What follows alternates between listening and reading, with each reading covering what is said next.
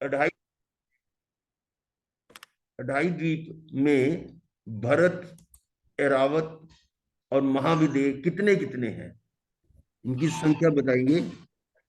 सभी सोचें कि जिनको उत्तर आता है या नहीं भी आता, पर ये अपने आप को अपना आकलन कर सकते हैं कि हमें याद है या नहीं है।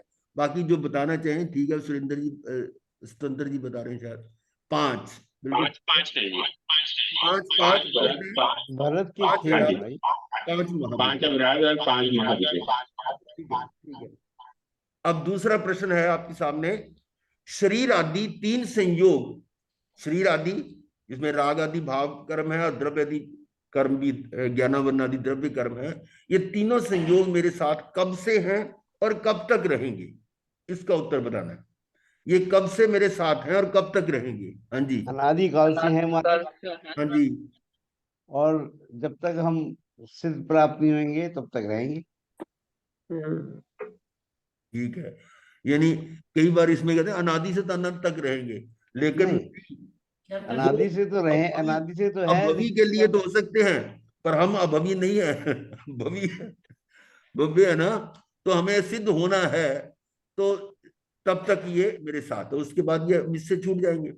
तो शरीर आदि तीन संयोग मेरे साथ अनादि से हैं, पर इनका अंत हो सकता है, होगा। और ये अगर इसका आंसर सही जो आता है ना, 14वां गुणस्थान, हाँ। ये जो है ना, मतलब शरीर आदि तीन संयोग मेरे साथ हैं, 14वें गुणस्थान के अंत में खत्म हो। तो ये इसका सही उत्तर है, शुद्ध सिद्ध वाली बात नहीं। चलिए, अगला प्रश्न है, महारंभ किसे कहते हैं? महारंभ क्या है और इससे किस गति का बंध होता है? महारंभ। महान मीन्स अनंत, वो हिंसा है। महारंभ मतलब जो कोई भी व्यापार बहुत जिसमें अनंत हिंसा हो। अत्यधिक हिंसा। 15 कर्मादान करते। 15 कर्मादान भी ठीक है। और 15 कर्मादान को हमने एक सरल तरीके से बताया था कि इतने तो याद नहीं रहते इंगालकम में, बनकम में, लेकिन एक आम किसी को समझाना हो, किसी लेमैन को, तो जितना भी इंडस्ट्रियल वर्क है, ये जो कारखाने हैं, वो सारे परमादामी, ये कर्मादामी दानी थे। और ये महारंभ। नरक गति का बंद होता है। नरक गति का बंध के कारण है।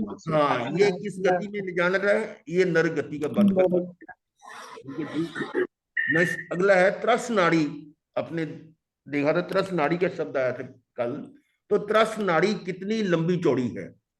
1 राजू चौड़ी है गुरुदेव। हाँ जी, हाँ जी।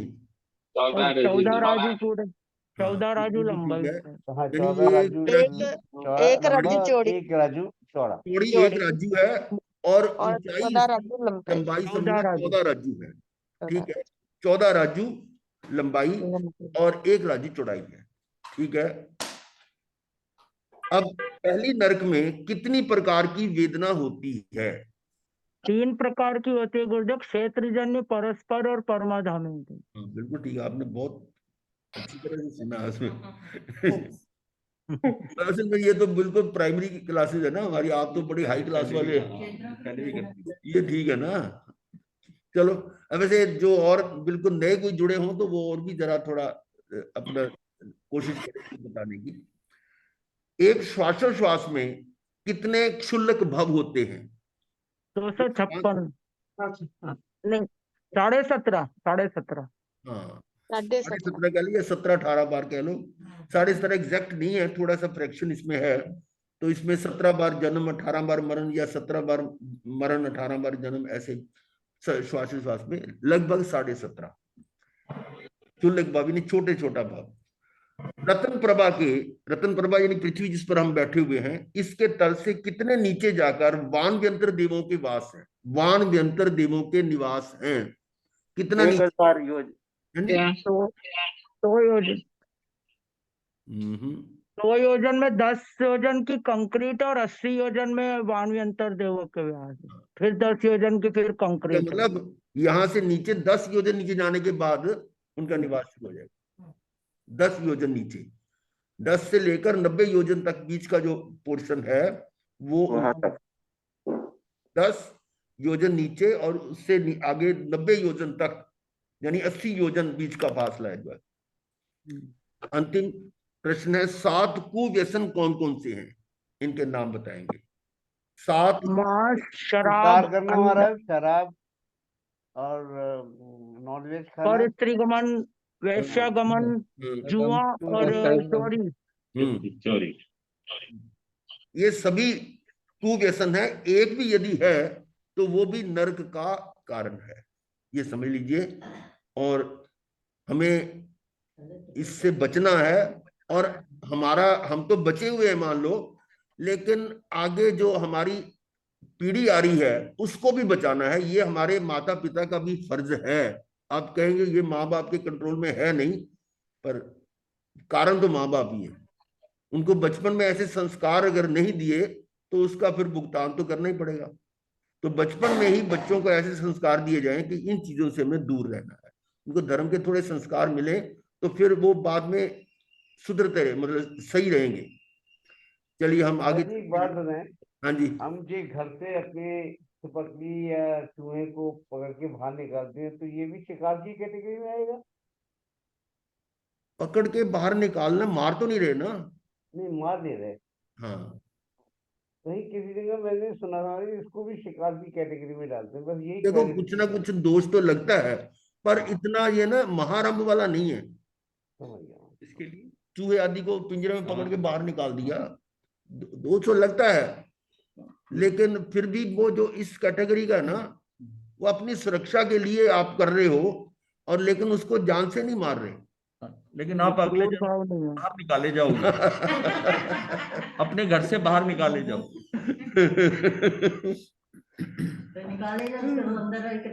अरे भूल कर अपना घर हाँ जी, जाने कितनों के घर जाना पड़ा। हाँ जी, हाँ जी। तो अब कल हम कर रहे थे इन नरकों के बारे में कुछ संक्षेप में।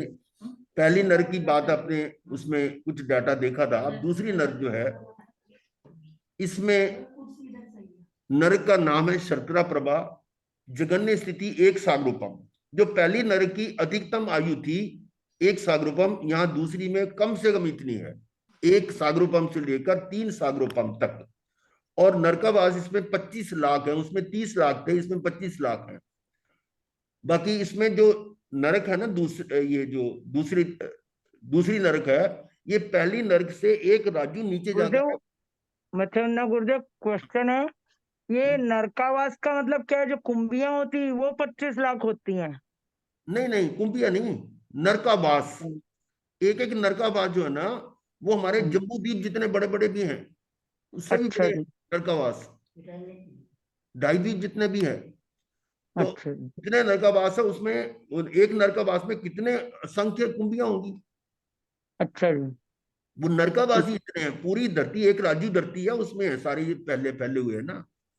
तो अच्छा जी, ये दूसरी जो धरती है ना, वो पहली धरती जो जिस पर हम बैठे हुए हैं, इससे एक राज्य नीचे जाकर ये दूसरी धरती है। ठीक है, और इसकी जो चौड़ाई है वो 2 राज्य है। पहली नरक की तो एक राज्य थी, दूसरी की 2 राज्य है। चौड़ाई बढ़ गई है लेकिन गहराई इसकी कम हो गई। गहराई जो है ना वो उसकी 1,80,000 थी, इसकी 1,39,000। ठीक है, जहाँ 25 लाख नरकावास है, योनि शीत है, लेशिया कपोत लेशिया है। और अवगाहना जो जन्म लेती है उसमें 8.25 फुट कितनी 6 उंगल थी, और ये बन गई 15.5, उसका डबल और 12 उंगल। गति भुज परिसर्प, यानी भुज परिसर्प कौन से होते हैं? ये रिंग कर चलने वाले जो है ना, भुजाओं के माध्यम से क्या छिपकली नेवला, नेवला छिपकली छिपकली नेवला। तो इनकी गति जो है ना ये दूसरी नरक तक है, इससे आगे नीचे नहीं जाती है। और आगति है कि यहां से निकलकर दूसरी नरक से वासुदेव भी बन सकता है। वेदना 3 प्रकार की है, क्षेत्रजन्य, परस्पर और परमाधामी देवों द्वारा। मोटाई 1,39,000, पाथरे इसमें 11 है, उसमें 13 पाथरे थे, इसमें 11 है। तो ये थोड़ा थोड़ा डाटा है इसका। फिर तीसरी नरक का है जिसका नाम है बालू का प्रभाव। इसकी स्थिति 3 सागरोपम से लेकर 7 सागरोपम है। नरकावास 15 हो गए, कम है। और योनि शीत, लेशिया कपोत लेशिया और नील लेशिया। ये है कि कुछ पोर्शन तक ऊपर से कपोत लेशिया, बाकी नीचे नील लेशिया है, यानी उसी के अंदर पार्ट्स में कुछ पात्रों में कपोत लेशिया और नीचे के पात्रे जो उनमें नील लेशिया है। भवधारणी अवगाहना उससे डबल हो गई, 31.25 धनुष। और गति पक्षी, पक्षी जो है वो नरक में जाए तो तीसरी ये नरक तक जा सकता है। तीर्थंकर यानी तीसरी नरक से निकलकर तीर्थंकर भी बन सकता है। वेदना तीनों प्रकार की है, क्षेत्रजन्य, परस्पर और परमाधामी देवन द्वारा। मोटाई 1,28,000, उसकी एक 39 थी, एक 28,000 है। पाथड़े रह गए 9। फिर आगे चलते हैं चौथी। महाराज जी, हाँ महाराज जी। जी एक थोड़ा सा ये क्लियर कर दीजिए, ये लेशिया से उसमें क्या अंतर आ रहा है, ये समझ नहीं आया। मतलब लेशिया जो है ना, नरक में भी लेशिया कपोत है, ये समझ नहीं आई बात। कपोत लेशिया जो है वो नील लेशिया से थोड़ी बेटर है। नहीं वो तो ठीक है मतलब, हाँ, पर वो ये कपोत लेके आते हैं या वहां पे कपोत होती है? वहां आते भी कपोत लेशिया में ही है। और रहते भी उसी में कपोत में? उसी में, क्योंकि जो अंतिम समय मरण होता है ना, मरण के समय जो लेशिया होती है वही जन्म के समय होती है। तो जिस जी जीव ने नरक में जाकर पैदा होना है तो जी। मरते समय उसकी वही लेशिया होगी, और जहां वो नरक में पैदा होगा वहां भी वही लेशिया होगी। तो मतलब ये तो इतनी बुरी नहीं है कपोत लेशिया। बुरी क्यों नहीं, 3 लेशिया जो कृष्ण नहीं, लेशिया, फिर भी ये नंबर 3 पे आती है ना मतलब। तीनों जो है अप्रशस्त अशुभ लेशियाएं हैं। शुभ जी नहीं है, अशुभ है। पर ये इतनी हालत बुरी की नहीं है खराब है। इसलिए नीचे नहीं हाँ गया, जी, ये तो 7वीं नरक में जाता। अच्छा जी, ठीक ये है है ना, ठीक। जो ज्यादा है कृष्ण नील लेशिया लेशिया होती वाला तो और नीचे जाएगा, कृष्ण लेशिया वाला और नीचे जाएगा।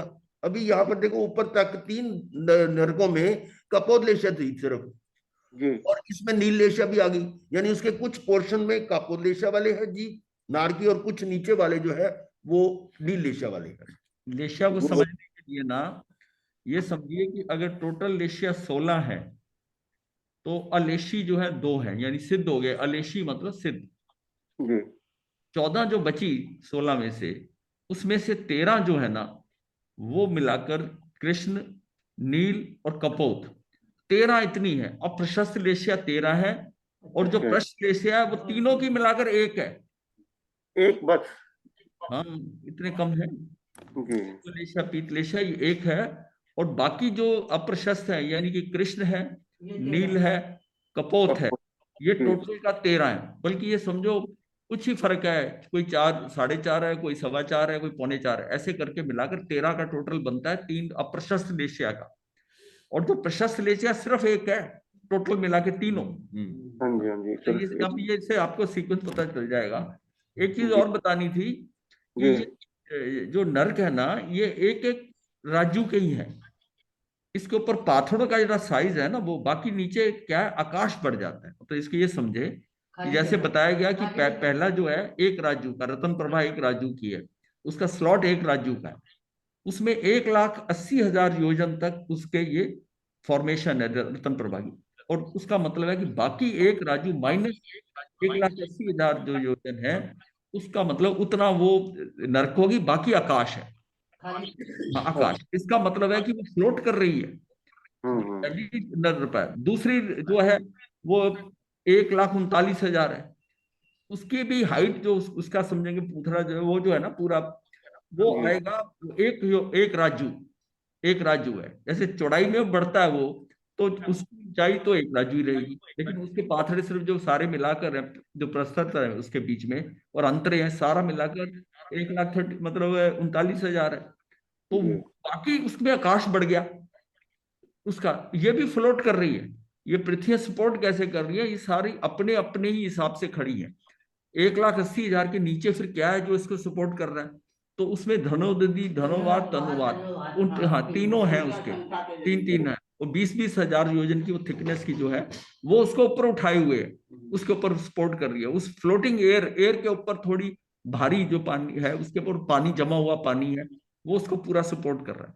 ऐसे हर हर जो नर्क है ना, नर्क है, 7 नर्कों में सारी फ्लोट कर रही हैं, अपने ऊपर ठहरी है, और उसमें आकाश बढ़ता जा रहा है जितना जितना। ये बात समझिए, इतना सारा सीक्वेंस। और नीचे वाली जो 7वीं नर्क है उसमें 7 राज्य चौड़ाई हो जाती है, हाइट उसकी भी एक राज्य है, एक राज्य, और उसमें एक ही पाथड़ है, एक ही पाथड़ है, तो उसका उतना ही रहेगा 3,000 का, और बाकी सारा जो होगा आकाश होगा, बाकी आकाश होगा। मतलब इस तरह का इसको समझिए कि नर्क ऐसे है। बाकी तो जाके पता चलेगा, लेकिन यहाँ तो जैसे ये पाथड़े जो है एक लेयर में है या आपस में एक दूसरे ने एक ही लाइट में होते हैं? चलिए, चौथी नरक जो है उसका नाम है पंख प्रभा, और स्थिति इसमें 7 से लेकर 10 सागरोपम तक है। नरकावास 10 लाख है। योनि उष्ण और शीत, यानी जो ऊपर का कुछ पोर्शन है उसमें शीत योनि है, और नीचे वाली में उष्ण उष्ण योनि है अधिकतर। और ऐसा करके अगली लेशा उसकी नील लेशा होगी। अब उसमें कपोत लेशा थी ना, अब यह नील लेशा थी। और भवदारनी अफगाना 62.62 धनुष है। गति सिंह, सिंह मरकर जो चौथी नरक तक जा सकता है उसके नीचे। और आगति के वहां से निकलकर चरम शरीरी हो सकता है। चरम शरीर का मतलब कि वहां से निकलने के बाद वो मनुष्य बनकर मुक्त हो सकता है। और ऐसा भी हो सकता है कि चरम शरीर का मतलब कि ये नरक का जो शरीर उसका अंतिम हो, इसके बाद अब नरक में नहीं आएगा वो। तो है? बाकी जो प्रभाव है उनके बारे में केवल सिंह की बात है। नहीं, सारे हैं। सारे आ गए। हाँ, ये आ गए ना, शेर है जैसे, गीदड़, सब आ जाएंगे। वेदना यहाँ पर क्षेत्रजन्य, नहीं इसको जानवर कैसे इसमें से निकलकर चरम शरीरी हो सकते हैं, सारे थोड़ा होंगे। हो सकते हैं। कई बार हम नरकों में आगे चरम शरीरी कहाँ बने। वेदना क्षेत्रजन्य और परस्पर जन्य। यहाँ पर एक तीसरी तरह की वेदना जो है वो नहीं है। कौन सी है वो? परमाधामी देवों की वेदना। क्योंकि परमाधामी देव जो है वो तीसरी नरक से नीचे नहीं जाते। उनमें शक्ति तो है, सामर्थ्य तो है कि वो 7वीं नरक तक भी जा सकते हैं, परंतु वो जाते नहीं, यानी तीसरी नरक से नीचे नहीं जाते। आगे मोटाई इसकी 1,20,000 योजन और पाथरे है 7। फिर 5वीं है धूम प्रभा। स्थिति 10 सागरोपम से लेकर 17 सागरोपम तक है। नरकावास 3 लाख। और योनि शीत और उष्ण दोनों है। और लेशिया नील लेशिया और कृष्ण लेशिया। इसका मतलब ऊपर के कुछ पोर्शन में नील लेशिया और नीचे वाले में कृष्ण लेशिया है। भवधारणी अवगाहना क्या है? 125 धनुष। और गति उर्ग। उर्ग क्या होते हैं? ये पेट के बल चलने, जो रींग के नहीं, पेट के बल चलने वाले जो सर्प उर्ग, वो इस पृथ्वी तक जा सकते हैं। आगति सर्ववृत्ति, यहां से निकलकर कोई सर्ववृत्ति ले सकता है, यानी कि नरक तक से। इसका मतलब इससे अगली जो नरक है उसमें से निकलकर सर्ववृत्ति नहीं हो सकता। यहां तक है। वेदना क्षेत्रजन्य और परस्पर जन्य। और मोटाई 1 लाख। सर्ववृत्ति क्या है? हाँ जी, सर्ववृत्ति क्या हुआ? मैं तो सर्ववृत्ति क्या है? साधु बनना, सर्ववृत्ति, साधु मुनि बनना। साधु साधु। और पाथड़े 5 हैं। अब है छठी नरक तम प्रभा। 17 से लेकर 22 सागरोपम तक आयु है इसकी है। और नरकावास इसमें 1 लाख में 5 कम है। इससे ऊपर की अगर आप जोड़ोगे ना तो 83 लाख उसका जोड़ आता है। और 1 लाख में से 5 कम करके 99,995 नरकावास तो इसमें है, और 5 नरकावास 7वीं में है। इस तरह से कुल मिलाकर 84,000 नरकावास बनते हैं। योनि यहाँ उष्ण है, इसलिए वो जन्म लेती सर्दी का ज्यादा उसका प्रभाव होगा। और लेशिया कृष्ण लेशिया है। भवधारणी अफगाना 250 धनुष। गति स्त्री, यानी स्त्री मरकर छठी नरक तक जाती, उससे आगे नहीं। और आगति देशवृत्ति, यहां से निकलकर कोई ये जो श्रमोपासक यानी देशवृत्ति लेना चाहे तो कर सकते। देशवृत्ति का मतलब श्रमोपासक। और वेदना क्षेत्र जन्य और परस्पर जन्य है। मोटाई 1,16,000 और पाथरे मात्र 3 है। अब 7वीं नरक जो है तम तमा प्रभा। स्थिति 22 से 33 सागरोपम तक है। नरकावास इसमें 5 है और बहुत बड़े बड़े हैं। योनि परम उष्ण परम कृष्ण लेशिया है। भवधारणी अफगाना 500 धनुष। और गति पुरुष व मत्स्य तंदूल मच्छ आदि ये इस नरक तक जा सकते हैं। और आगति क्या, वहां से निकलकर संगीत रेंच बन सकता है, यानी यहां से निकलकर मनुष्य भी नहीं बन सकता। यही मतलब हुआ, नहीं बनेगा। हाँ, पचेंद्री त्रियंच बनेगा। हाँ, पचेंद्री त्रियंच बनेगा, उसमें संकित भी हो सकता है। और वेदना क्षेत्र जन्य और परस्पर जन्य है। मोटाई 1,08,000, पाथरा मात्र 1 ही है। तो ये कुछ थोड़ा सा इन नरकों के बारे में बताया गया। गुरुदेव एक प्रश्न है। हाँ, गुरुदेव ये जो नरकावास होते हैं ये त्रसनाड़ी में ही होते हैं कि पूरी जो इतनी बड़ी पृथ्वी होती है पूरे में ही होते हैं ये? रस नाड़ी में ही होते हैं। धरती तो उनकी त्रस नाड़ी से बाहर तक भी है, पर जो नारकी जीव है ना वो त्रस नाड़ी के अंदर अंदर ही है, ठीक है। क्योंकि त्रस नाड़ी के बाहर कोई भी त्रस जीव नहीं है, और नारकी भी त्रस है ना। जी। अब हम आगे चलते हैं। मतलब ये जो पाथड़े होते हैं हाँ जी, ये सारे इसी एक में एक लाइन में पैरेलल होते हैं या अलग अलग इसके ऊपर नीचे? पाथड़े जो है ना एक तरह की ये फ्लोर लेंटर है, वो एक लेंटर फिर दूसरा नीचे फिर तीसरा ऐसे करके है ना, उनके बीच में खाली जगह भी है। इसको ठीक है। कैसा होता है, बताया था इसमें कि 3,000 के ये पाथड़े हैं, जिसमें 1,000 योजन ऊपर ठोस है, 1,000 योजन नीचे भी ठोस है, बीच में फ्लोर खाली है, तो ये पाथड़ा कहलाता है प्रस्तर। ऐसे ही नीचे नीचे करके पहली नर्क में 13 है, दूसरी में 11, फिर 9, फिर 7, फिर 5, फिर 3, फिर 1 इस तरह। ये जो होती है ना, अगर उसका सेक्शन लिया जाए ना तो ये सर्कुलर डिस्क आएगी। सर्कुलर डिस्क आई त्रस नाड़ी जो है ना एक एक राजू डायमीटर की है, और उतना उतना सेक्शन अगर करेंगे तो इतना आता है। और उसके अंदर कुछ तो है पुष्पा विकीर्ण, वो जो है वो तो फूलों की तरह बिखरे हुए हैं, मतलब वो ऑर्डर में नहीं है। और कुछ जो है ना जो दिशाएं हैं, जैसे नॉर्थ है, साउथ है, ईस्ट है, वेस्ट है, उसमें जो होगी ना वो सारे सिस्टमेटिक है। जैसे कि अंदर सेंटर वाला अगर गोल है, फिर ट्रायंगुलर है, फिर उसका स्क्वायर है, वो उसी फॉर्मेशन में जाते हैं, और उसकी उसी फॉर्मेशन में सारे होते हैं। उसकी पूरी कैलकुलेशन है, इतनी व्यवस्था है कि किसकी कहाँ जगह है, कितने होंगे हर फ्लोर पर, हर पाथ में, ये सारा इसका सिस्टम है। कभी दिखा देंगे, फोटो है अपने पास वहां की। तो ये जो है ना आगे आप नरगति से निकलने के बाद हम इस मनुष्य, नारक और देवों की ग्रोथ ऊपर की ओर होती है, यानी बढ़ते रीढ़ की हड्डी सीधी होती है पैरों, जबकि त्रेंचों की आजू बाजू की ओर होती है, यानी उनकी रीढ़ की हड्डी हॉरिजॉन्टल होती है और बाकी सबकी वर्टिकल है। नारक देवों की ग्रोथ ये विधि ऊपर की ओर होती है, जबकि त्रेंचों की आजू बाजू यानी डायरेक्शन की आकाश की ओर होती है।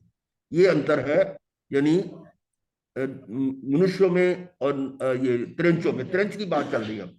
और अब त्रेंच गति के प्रधान 4 कारण कौन से हैं? जैसे हमने नरक के 4 कारण बताए थे, महारंभ, महापरिग्रह, पचेंद्री वध और कुनिमाहार। इसी प्रकार से त्रेंच गति के कुछ कारण विशेष बताए जा रहे हैं। उसमें एक है माया, छल कपट, ये समझते हैं कि माया क्या है। और दूसरा है ठगबाजी, यानी शठता, दुष्टता व ढोंग करके ठगने वाला। और तीसरा है अलीक वचन, झूठ बोलना। और चौथा है कूट तोलना। ये समझ में तो सबके आ रहा है, परंतु इसमें कहीं ना कहीं हम फंसे हुए हैं। चाहे वो व्यापार कर रहे हैं, चाहे वो कोई नौकरी कर रहे हैं, कहीं ना कहीं छल कपट वगैरह ये चीजें आ रही हैं। गुरुदेव शठता मतलब क्या होता है? शठता ठगना।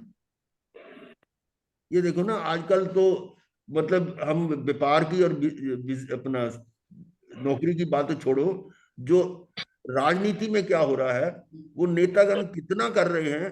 अब सोचो जरा वो कितनी माया कर रहे हैं, कितनी वो झूठ भी बोलते हैं और घोटालेबाज भी बहुत है।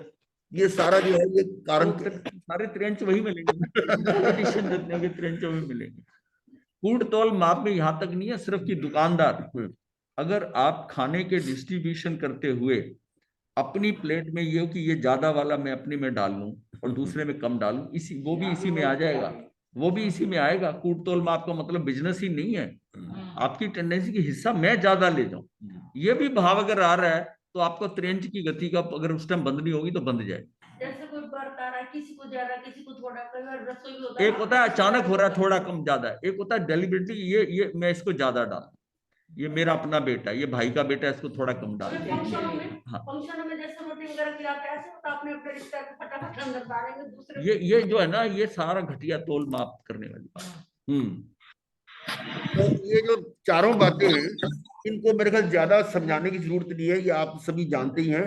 और इन अपना यदि तिरंज गति से बचना लड़के औरतें चाहिए। का भी भेदभाव करती हैं, हाँ हाँ हाँ, उसमें भी यही बनना मैं वही मुझे वो चरित्र वाला एंगल समझाना है। कूट तोल माप का ये नहीं कि दुकानदारी का ही है सिर्फ है, मतलब ये कूट तोल माप स्त्री भी कर सकती है सारा घर में रहते हुए। हाँ, ये हाँ। तो ये जो त्रियंच गति है, इसमें मूल में हम इनको चारों को अगर एक शब्द में समेटना चाहें तो माया है। ये सारी छल कपट माया सब उसी में आ जाते हैं। तो ये जो छल कपट है वो त्रियंच गति का कारण है। अब हम इसके आगे देखते हैं कि आप जानते हैं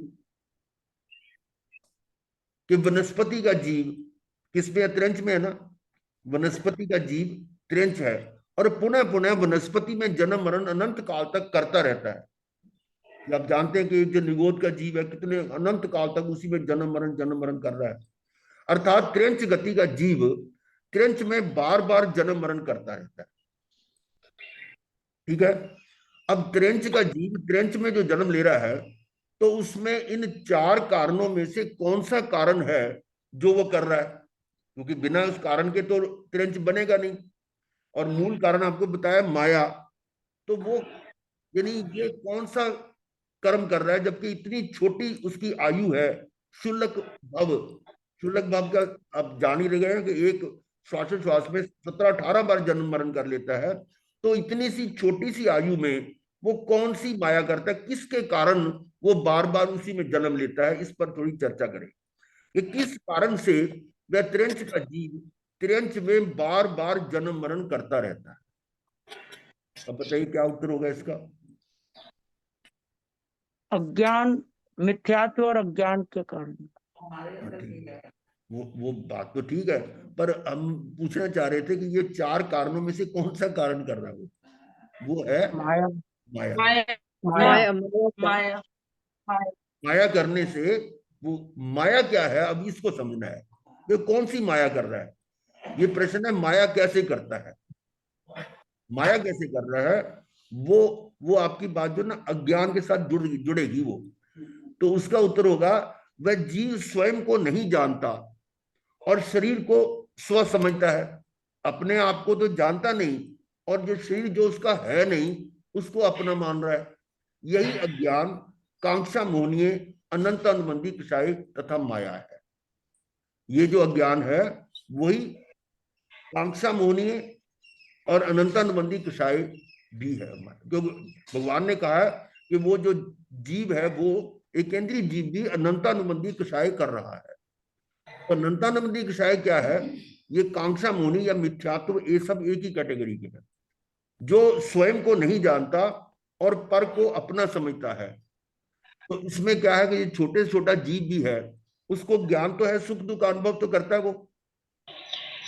कोई भी जीव है, जीव की पहचान ही यही है कि वो सुख दुख का अनुभव करता है। चाहे पेड़ पौधे भी वो भी सुख दुख का अनुभव करते हैं। तो जो सुख दुख का अनुभव कर रहे हैं, इसका मतलब वो शरीर को अपना जान रहे हैं, लेकिन अपने आप को जानते हैं क्या? नहीं। यानी स्वयं को तो जानते नहीं और शरीर को अपना समझ रहे हैं। यही अज्ञान, यही अनंतानुबंधी कषाय और यही माया है। और इसके कारण वो बार बार जन्म मरण करता रहता है। ठीक है। तो अब उनकी योग्यता नहीं है उतनी, उनकी एक ही इंद्रिय है, ना मन है ना बुद्धि है ना। हाँ, तो अब ये है, तो उसका अब ये आगे प्रश्न एक छोटे बच्चे ने पूछा था, वो मैं आपसे पूछ रहा हूँ कि महाराज जी फिर इसका मतलब मुक्त कैसे होंगे? जब वो बार बार उसी में जन्म मरण कर रहे हैं, तो उसमें निकलेंगे कैसे? अब ये प्रश्न आपके लिए भी हो सकता है। जब एक सिद्ध वो अपनी भव्यता से ही निकलेंगे ना। कैसे? अपनी भव्यता से, मतलब अपना ही मतलब उत्थान करके वैसे ही निकलेगा। नहीं, उत्थान कैसे करेंगे? थोड़ा ये तो एक तो आप बड़ी हाई लेवल की बात कर रहे हैं।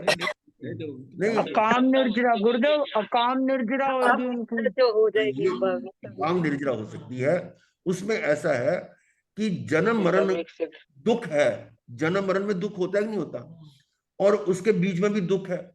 उस दुख को वो सहन कर रहा है, सहन कर रहा है, तो उसकी अकाम निर्जरा हो रही। ज्ञान पूर्वक नहीं सह रहा, अज्ञान पूर्वक मजबूरी में सह रहा है। और उसके सहने से थोड़ा थोड़ा बहुत माइन्यूट उसका पुण्य बनता है सहने से। एक्चुअली ये सह नहीं रहा, सहना पड़ रहा है। हम मजबूरी में कह रहा हूँ ना, सहना पड़ रहा है, हाँ। मतलब उसका है। मजबूरी में सहना पड़ रहा है उसको। हाँ, कोई और स्कोप है ही नहीं है, हाँ, चारा ही नहीं है उसको उसके बाद चारा ही नहीं। तो ऐसा करके वो अनंत काल में वो थोड़ा थोड़ा पुण्य इकट्ठा होते होते इतना हो जाता है कि उसके पुण्य के कारण उसको दूसरी इंद्री प्राप्त हो जाती है, तो वो इसमें से आगे निकल जाता है। तो फिर तीसरी चौथी ऐसे करते करते अनंत काल में उसको पांचवी इंद्री जाकर मिलती है। और जब तक अज्ञान है, यानी अपने आप को नहीं जानता, तो वो त्रेंच में ही भ्रमण करता रहता है। इसी में ये इसका कारण है। तो ये था मनुष्य। हाँ, कांक्षा मोहिनी कर्म के 13 बोल आए हैं, कांक्षा मोहिनी कर्म बंधन के, जिसको के साधु साध्वी भी बांधते हैं। कांक्षा मोहिनी दर्शन मोहिनी ही है ना। हाँ, दर्शन मोहिनी, दर्शन मोहिनी है। तो कांक्षा मोहिनी मिथ्यात्व ही है क्या? कांक्षा मोहिनी का बंद करेगा तो मिथ्यात्व नहीं करेगा? बिल्कुल। तो ठीक है, दर्शन वो है ना उसका, दर्शन मोहिनी मिथ्यात्वी का है। हाँ जी। तो अब दो गतियों के बारे में थोड़ा जाना, नरक गति, त्रियंच गति। अब मनुष्य गति की बात चल रही है। मननशील प्राणी मनुष्य कहलाता है। मनन करता मन है। और आपको ये भी मालूम है कि केवल मनुष्य ही है जो जिसको ये आत्मा का बोध मिल सकता है और वो आत्मबोध प्राप्त कर सकता है। बाकी अन्य किसी गति में इस तरह का नहीं है। तो मनुष्य के बारे में इसके 4 मुख्य कारण कौन कौन से हैं उस पर हम देखेंगे। नंबर 1 है भद्रता। गुरुदेव, हाँ जी। त्रियंच भी तो ये मनन करते हैं, मतलब। हाँ, संगी करते हैं। हाँ जी। हाँ है, पर वो उनकी जो मनन करने का ना, जो अगर सम्यक दर्शन की बात करोगे तो वहां स्टार्टिंग जो है ना वो उस जन्म में नहीं होगी। पूर्व जन्म का उसका जो है ना, मनुष्य जन्म का ही कोई ना कोई प्रभाव है जिसके कारण वो इस प्रकार का मनन कर रहा होगा। सम्यक दर्शी है ना त्रियंच में, लेकिन जी वो गुरुदेव, शुरुआत है वो मनुष्य जन्म नहीं हुई है। वो लेके पहुंचे हैं वहां पे। हाँ, लेके नहीं है उसमें, मतलब इतना पुरुषार्थ किया है कि सम्यक दर्शन तो नहीं हुआ, लेकिन वहां जाति हो गया उनको। जी। तो उनका जो मतलब पहले का जो तैयारी है वो मनुष्य जन्म में ही हुई है। तो भद्रता एक गुण है, मानसिक सरलता। ये मनुष्य गति के 4 कारणों में से एक है भद्र, सरलता, नम्रता, विनयशील स्वभाव। और तीसरा है अनुकंपा, सब जीवों पर करुणा, अनुकंपा, दया भाव। और चौथा है अमात्सर्य, यानी ईर्षा रहित होना। ईर्षा रहित होना, ये ईर्षा रहित स्वभाव, ये 4 कारण हैं जो मनुष्य गति के मुख्य कारण हैं। इसका अर्थ ये हुआ कि हम मनुष्य हैं और पूर्व जन्म में ये कारण हमारे मुख्य थे, अधिकतर ऐसे ही थे, तभी मनुष्य बने हैं। मतलब पूर्व जन्म में हमारे में ये गुण थे, भद्रता, नम्रता, अनुकंपा, मत्सर्य। और अब यदि ये गुण हैं तो हो सकता है अगले जन्म फिर मनुष्य का मिल जाए। पर अगर ये नहीं है तो ये जरूरी नहीं है कि हमें मनुष्य बन जाए। तो हम जितनी समझ लो अपने साथ इस वैभव को लेकर आए हैं उससे और ऊपर बढ़ाना है, ना कि नीचे। यानी जो कमाई करके आए हैं उस कमाई को खर्च करके फिर नीचे जाने की नहीं है।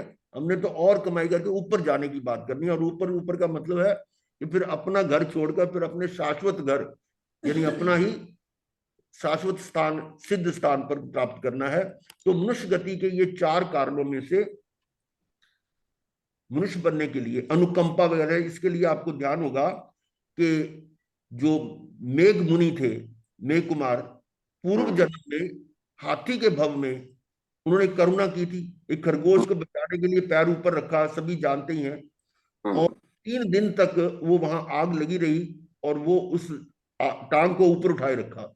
आग जब बुझ गई तो जीव चले गए, तो वो टांग को नीचे किया तो अकड़ चुकी थी, गिर गया और मृत्यु हो गई। तो वही मरकर मनुष्य यानी राजकुमार बना, मेघ कुमार।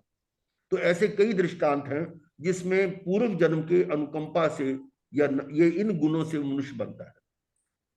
और अब है ये चौथी गति देवगति का उससे पहले कुछ जो प्रश्न है वो उसकी हम चर्चा करना चाहेंगे कि ये प्रश्न है, तथा रूप श्रमण महान की पर्युपासना से किस फल की प्राप्ति होती है। ये व्याख्या प्रगति सूत्र 2.5 की गाथा है। तथा रूप का मतलब है जैसा वेश है वैसा ही, यानी ये नहीं है कि वेश तो कोई और है और कार्य कोई और कर रहा है। यानी मान लो इंस्पेक्टर की वर्दी पहनकर आ गया लेकिन है नहीं, वो बहुरूपिया है, वो तथा रूप नहीं है। तथा रूप श्रमण, श्रमण का मतलब जो श्रम करने वाला, आत्मा में श्रम करने वाला, समभाव से रहने वाला, या जो 5 महाव्रतों का पालन करता है, ये श्रमण है। और महान का मतलब है जो हिंसा नहीं करता और ना हिंसा करने का उपदेश देता है, महान। भगवान महावीर ने इसीलिए कहा था कि जन्म मरण अनंत काल से हो रहा है और जन्म मरण ही दुख है, और उसका कारण बताया था हिंसा। और इसलिए उन्हें एक शब्द बोला था माहनो, कि मत मारो, हिंसा मत करो। और साथ में ये कहा कि वो तू ही है जिसकी तू हिंसा करना चाहता है, वो तू ही है जिसको तू मारना चाहता है, वो तू ही है जिसको तू अपने अधीन करना चाहता है, वो तू ही है जिसको तू दुखी करना चाहता है। ये सारा वो तू ही है। इसका अर्थ क्या है कि वो दूसरे को जो कर रहा है वो अपने आप को दंडित कर रहा है, अपने आप कर्म बंद हो रहा है। वो किस तरह से हो रहा है इसको आप फिर कभी सुनेंगे। तो महान मतलब जो हिंसा नहीं करता और हिंसा नहीं करने का भी उपदेश देता है। उसकी पर्युपासना से, यानी उसकी भक्ति से, उनको वंदन नमस्कार करने से किस फल की प्राप्ति होती है। जैसे आप साधु संतों के पास जाते हैं, दर्शन करने जाते हैं, तो उसी संदर्भ में ये प्रश्न है कि ऐसे साधु मुनि की पर्युपासना से किस फल की प्राप्ति होती है। तो इसका उत्तर हाँ ये है श्रवण। श्रवण का मतलब सुनना। सुनना क्या है? सुनना तो वैसे भी होता है कि हाँ भाई कहाँ से आए, क्या नाम है, ये उसका पूरा परिचय लेते हैं, ये भी, और फिर कभी अपनी सुनाई कभी उसकी सुनी। पर यहाँ श्रवण का अर्थ कुछ विशेष है। श्रवण उसको कहेंगे जिससे हमें, श्रवण से उस अगले फल की प्राप्ति हो, वो फल है ज्ञान। जिस सुनने से ज्ञान की प्राप्ति हो, यानी ज्ञान क्या है? अपने आप की, ज्ञान ही आत्मा है और आत्मा ही ज्ञान है। तो आत्मा का जिससे बोध मिलता हो वो ज्ञान है। श्रवण का फल ज्ञान है, यानी जिससे हमें अपने आप का, अपने स्वरूप का बोध होता हो, वो ऐसा सुनना। और श्रवण का ये फल आना चाहिए। और श्रवण में 2 चीजें होती हैं, एक वक्ता और एक श्रोता। एक वक्ता है, एक श्रोता है। वक्ता मीन्स जो प्रवचनकार है। प्रवचनकार कैसा हो ये भी आचार्य सूत्र में, मैं थोड़ा सा पहले आपको बता देता हूं। आचार्य सूत्र में ये 196 नंबर गाथा में आया हुआ है कि जो प्रवचनकार है वो कैसा हो। इसमें प्रवचनकार का भी और श्रोता का भी वर्णन आता है कि ऐसा प्रवचनकार क्या हो जो राग और द्वेष से रहित, राग और द्वेष से रहित, निष्पक्ष। निष्पक्ष का मतलब ये नहीं कि मैं इसको सुनाऊं और इसको ना सुनाऊं, ये मेरा भक्त है, ये मेरा नहीं है, या ये कोई दानी है, बड़ा सेठ है और ये छोटा है, ऐसा भेदभाव नहीं। निष्पक्ष और कैसा? सम्यकदर्शी। वो प्रवचनकार कैसा हो? सम्यकदर्शी, ज्ञानी हो। और आगमज्ञ, आगमों का ज्ञाता, आगमों के रहस्य को जानने वाला मुनि।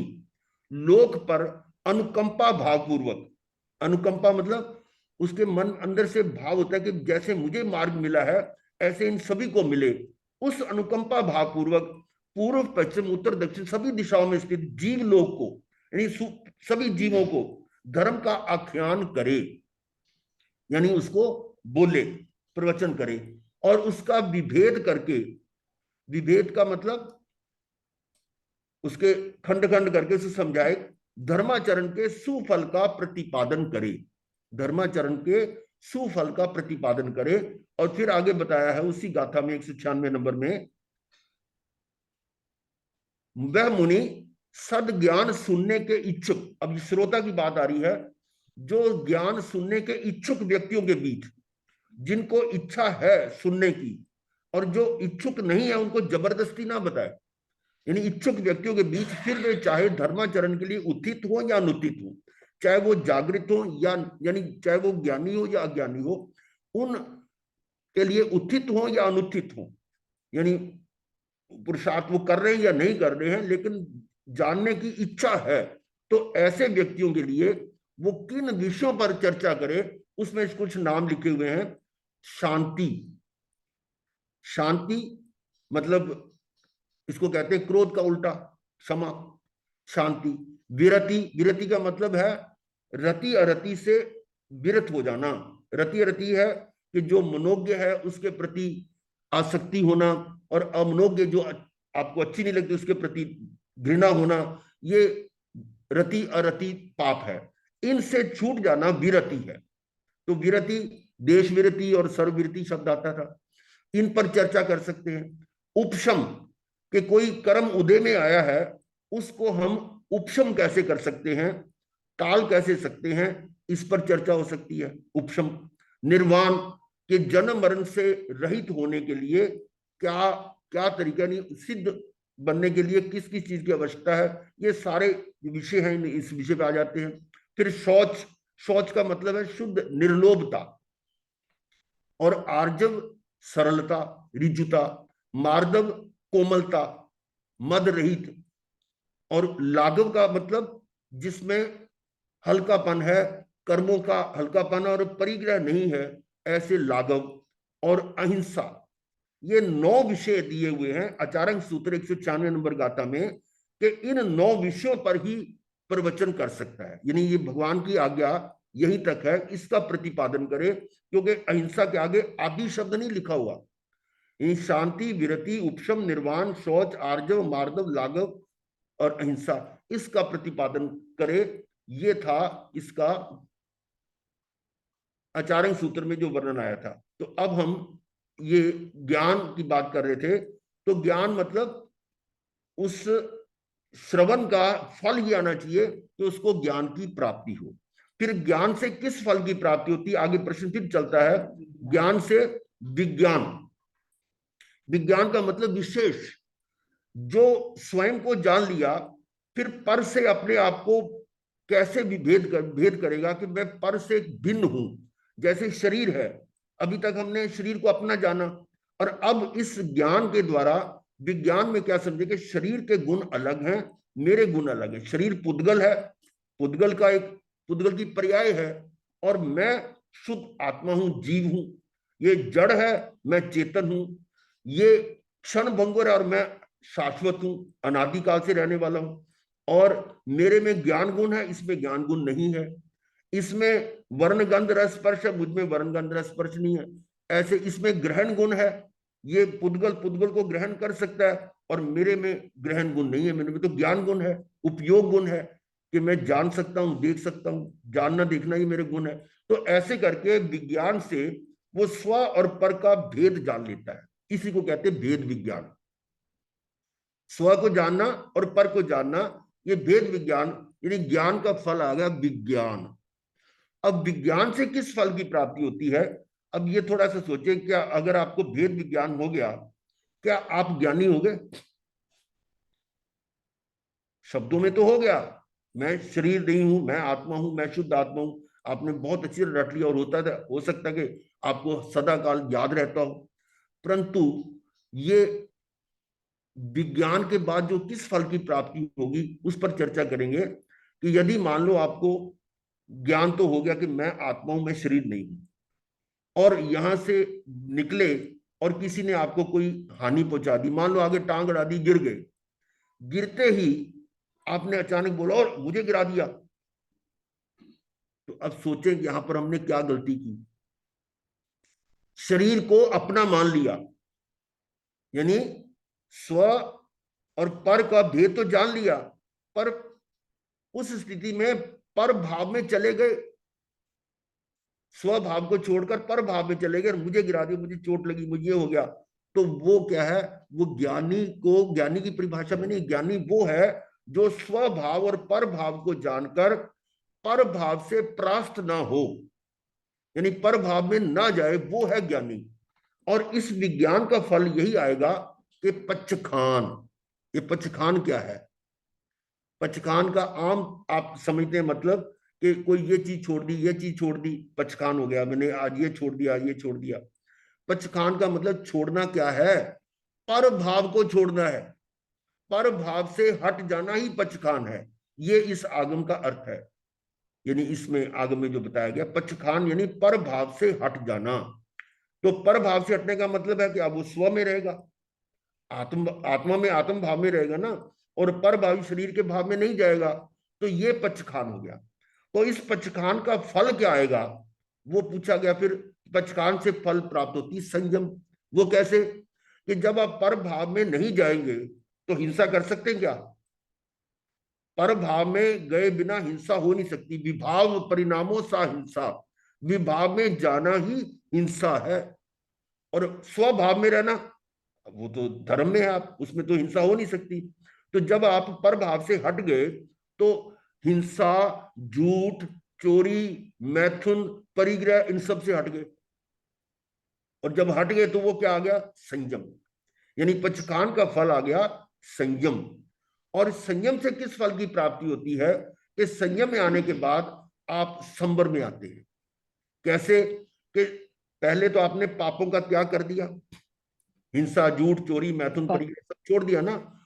अब आप मुनि बनने के बाद ये भाव आता है कि मुझे अब जन्म मरण से रहित होना, मुझे चतुर्गति में भ्रमण नहीं करना, यानी संसार से भयभीत होता है।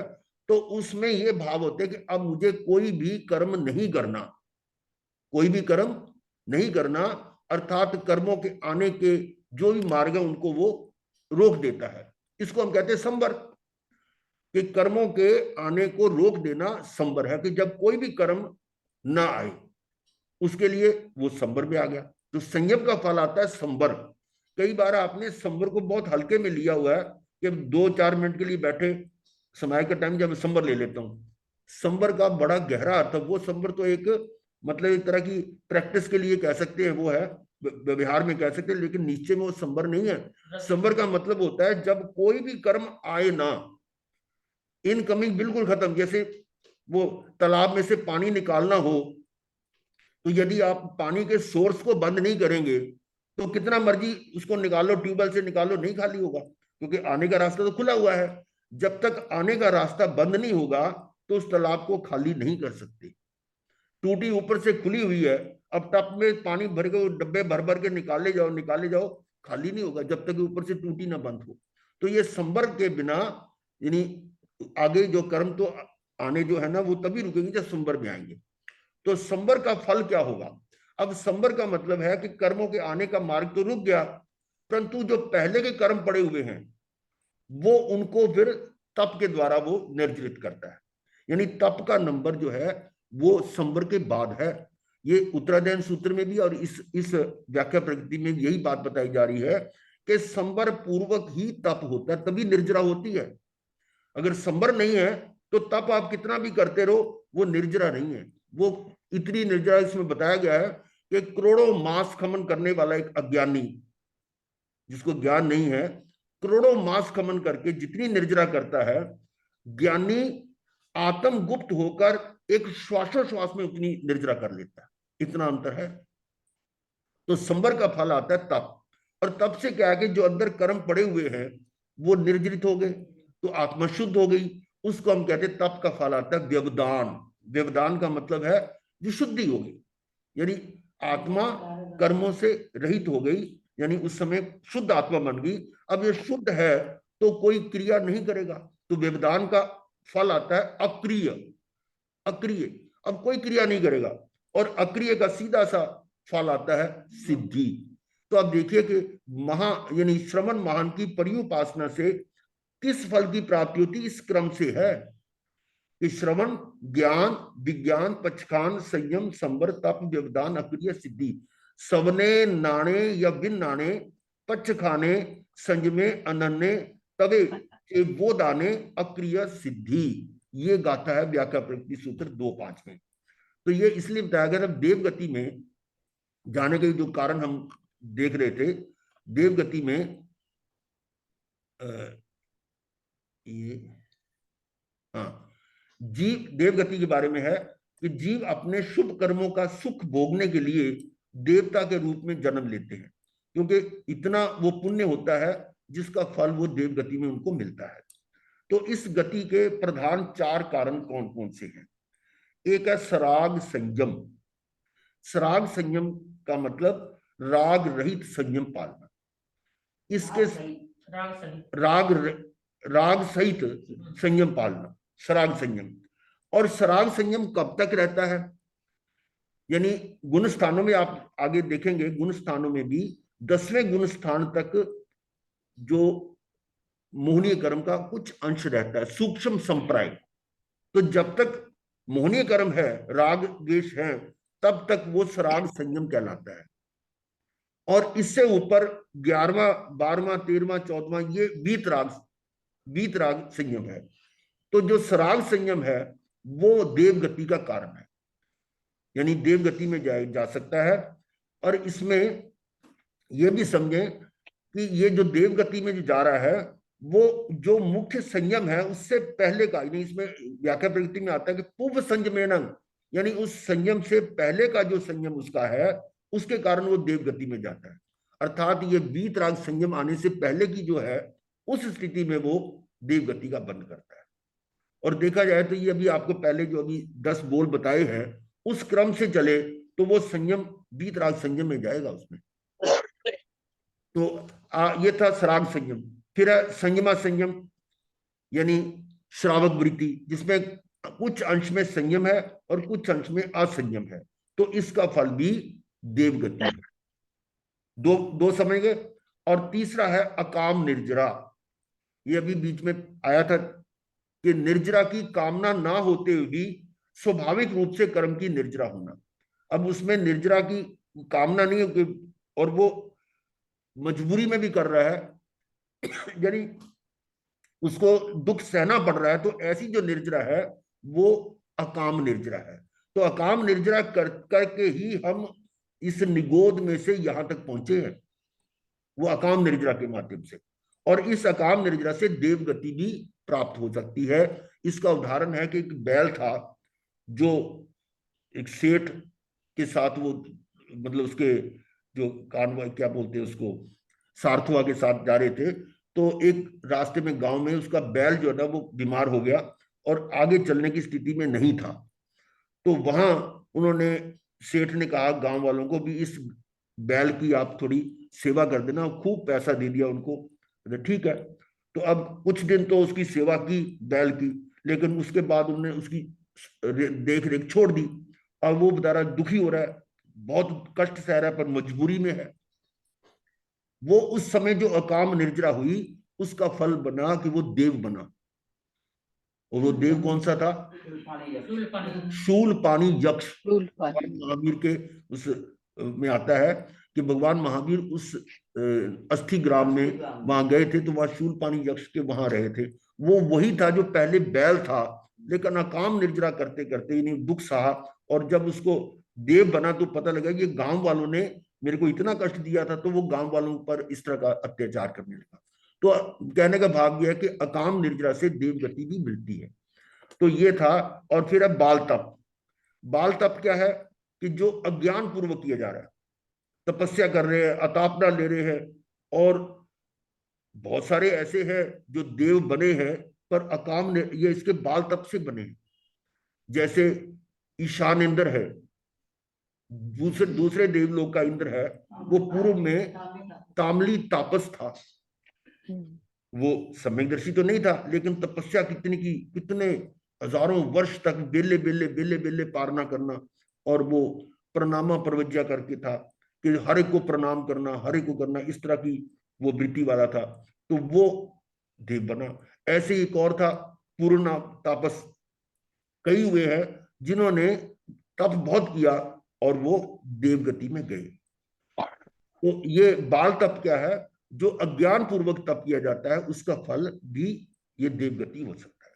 तो इस तरह से ये चारों गतियों के हमने 4 कारण समझे हैं और इनको ध्यान में रखना है। और अभी हम यहीं पर ही फिर रोक दें क्योंकि समय हो रहा है। अब कोई प्रश्न आपका हो तो वो पूछ सकते हैं। गुरुदेव, एक प्रश्न था जी। कि जो मनुष्य बनने के 4 कारण बताए थे, वो तो जिनके मन होता है उन्हीं के होंगे ना वो 4 कारण, जिनमें विनय और सारी सरलता। और तो बिल्कुल। फिर मरुदेवी माता तो निगोद का जीव थी, तो उनमें ये 4 कारण कैसे हुए, वो मनुष्य कैसे बनी? वो उसमें सहन शक्ति, जो सहनशीलता थी, वो उसको समभाव से सहन कर रहे थे, तो आगे ना उसमें वो सरलता, समभाव कई कारणों में हो सकते हैं। एक गुरुदेव कल के वो वाले में से एक प्रश्न था मेरा, हाँ बोलिए। कि जो भरत क्षेत्र, 5 भरत क्षेत्र बताए जैसे, तो हमारा जो एक भरत क्षेत्र है उसमें 6 खंड हैं, तो ऐसे 5 भरत क्षेत्र में खंड होते हैं 6 सब में? 6 खंड हैं। और ऐसा भी है कि जो महाविद्य क्षेत्र है उसमें 32 विजय है, वो विजय में भी 6 खंड है। अच्छा। भरत क्षेत्र के 6 खंड है ना, इसमें गंगा सिंधु नदी है, बीच में वेतांडे पर्वत है। ऐसे ही हर विजय में उसमें वेतांडे पर्वत भी है और गंगा सिंधु नदियां भी हैं, उसके भी 6 खंड ही बनते हैं। और 32 विजय हैं, 32 5 महाविद्यों में 160 विजय हो गई। और ये जो भरत एरावत के भाई 5 वो भरत है, 5 एरावत है, और हर एक में 6 खंड है। पर वो विजय का साइज तो बहुत बड़ा है, इस भरत क्षेत्र से बहुत बड़ा है।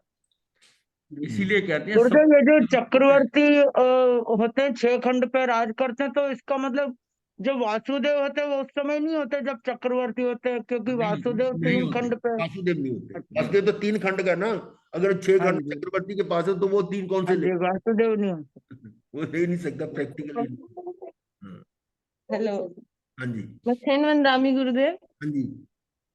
जो कामली तापस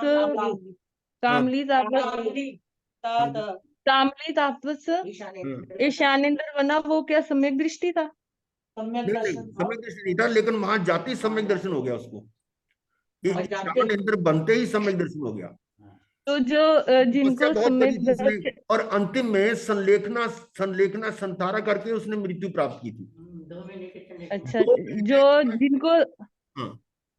जिनको सम्यक दर्शन होता है उनकी गति वैमानिक होती है? नहीं, ऐसा नहीं है। विद्या दृष्टि तो 21वें देवलोक तक पहुंच जाते हैं। 21वें देवलोक तक भी विद्या दृष्टि है। अब अभी है। हाँ, विद्या दृष्टि की बात नहीं, अब अभी जा सकता है, अब अभी जा सकता है। लेकिन 21 से ऊपर जो है ना वो सम्यक दर्शी जाते हैं। 21 में ऊपर वो सम्यक दृष्टि जाते हैं। सम्यक दर्शी 5 विमान जो है ना उनमें सम्यक दर्शी ही है।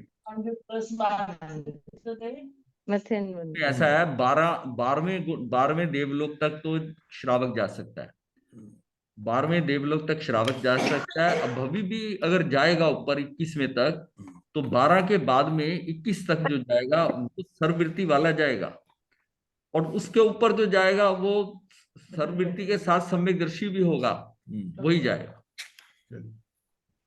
मंगल पाठ। नमो अरिहंताणं, नमो सिद्धाणं, नमो आयर्याणं, नमो वज्रायणं, नमो लोयसव साहुणं यशो पंच, नमो पार्व सब पापनाशनं मंगलं सर्वेशं कर्मं हवै मंगलम चतारी मंगलम अरिहंता मंगलम सिद्धा मंगलम साहु मंगलम केवली धम्मो मंगलम चतारी लोकोत्तमा अरिहंता लोकोत्तमा सिद्धा लोकोत्तमा साहु लोकोत्तमा केवली पुनतो धम्मो लोकोत्तमा चतारी शरणं प्रवज्यामि अरिहंते शरणं प्रवज्यामि सिद्धे शरणं प्रवज्यामि साहु शरणं प्रवज्यामि केवली पुनतं धम्मं शरणं प्रवज्यामि अरिहंता जी का शरण, सिद्धा जी का शरण, साधुओं का शरण, केवली गुरु विद्या धर्म का शरण, 4 शरण सुख करने मंगल करने सदा हे मंगल। मथेन बंदा। मथेन